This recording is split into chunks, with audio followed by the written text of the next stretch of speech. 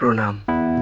পয়লা জানুয়ারি এটা শুধু ইংরেজি বছরের শুরু নয়, এটা আমাদের মতো লক্ষ লক্ষ ভক্তের কাছে কল্পতরু উৎসব। আজ এমন একদিন যেদিনে মানুষ বিশ্বাস করে একটু ভক্তি, একটু প্রার্থনা সারা বছরের জীবন বদলে দিতে পারে। কিন্তু প্রশ্ন হলো, কল্পতরু কি আর কেনই ঠাকুর শ্রী রামকৃষ্ণই হলেন কল্পতরু? কল্পতরু মানে হলো, পুরাণে বলা আছে, কল্পতরু হলো স্বর্গের এক অলৌকিক বৃক্ষ, যার কাছে যা চাওয়া হয় তাই পূর্ণ হয়। কিন্তু শ্রীরামকৃষ্ণ বলতেন, আমি কাঠের গাছ নই, আমি চেতনার কল্পতরু। শ্রীরামকৃষ্ণ দেব কিভাবে কল্পতরু হলেন, আসুন জানা যাক।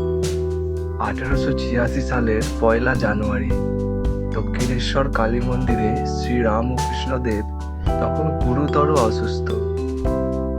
তবু সেদিন শত শত ভক্ত তার ঘরে ভিড় করেছিলেন।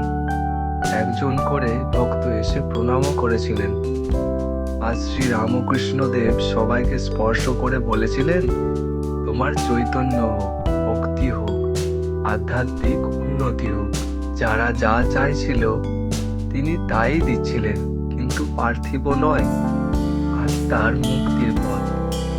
সেদিনই ভক্তরা বুঝলেন, আজ ঠাকুর সত্যিই কল্পতরু হয়ে উঠেছে।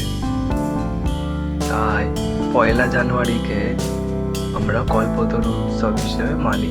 এই দিনকে মনে করা হয় কৃপা পাওয়ার দিন, সংকল্প নেওয়ার দিন, নতুন জীবন শুরু করার দিন। এই দিনে কি করলে সারা বছর ভালো যাবে, আসুন জানা যাক। আজ যদি আপনি পয়লা জানুয়ারি যদি আপনি ভোরে উঠুন, একটু শান্ত মনে প্রণাম করেন, 108 বার বলেন ওম শ্রী রামকৃষ্ণায় নমঃ, আর হৃদয় থেকে বলেন, ঠাকুর, আমার ভিতরের লোভ, রাগ, অহংকার দূর করো, আমাকে ভালো মানুষ করো। আর একটি ছোট্ট সংকল্প নিন, প্রতিদিন 5 মিনিট নাম জপ, মিথ্যা কথা না বলা, কারো কষ্টে পাশে দাঁড়ানো, তাহলেই ঠাকুরের কৃপা কাজ শুরু করে। মনে রাখবেন, ঠাকুর বলতেন, আমি ধন দিই না, আমি ভক্তি দিই। ভক্তি এলে সব আপনা আপনি আসে। সত্য কথা, আজ পয়লা জানুয়ারি একটা নতুন ক্যালেন্ডার নয়, আজ একটি নতুন মন নিয়ে শুরু করুন। শ্রী রামকৃষ্ণ দেব যেন আমাদের সবার জীবনের সত্যিকারের কল্পতরু হয়ে ওঠেন। জয় শ্রী রামকৃষ্ণ। ভিডিওটি ভালো লাগলে লাইক করুন, কমেন্ট করুন, আর চ্যানেলটিকে সাবস্ক্রাইব করতে ভুলবেন না।